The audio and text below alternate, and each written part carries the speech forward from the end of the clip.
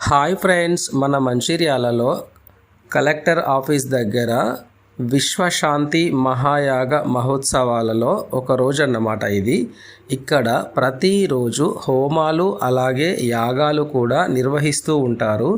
దానిలో భాగంగానే ఇక్కడ ప్రతిరోజు శివుడికి అభిషేకం చేస్తూ ఉంటారు.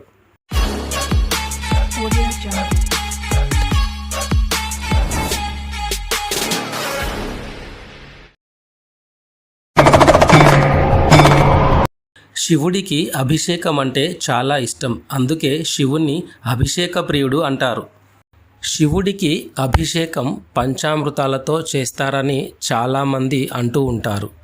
నిజానికి మనం చేసే పని భక్తితో, శ్రద్ధతో అలాగే నిష్ఠతో గనక చేసినట్లయితే కాసిన్ని నీళ్లతో అభిషేకం చేసినా కూడా ఆ పరమశివుడు సంతోషిస్తాడంట.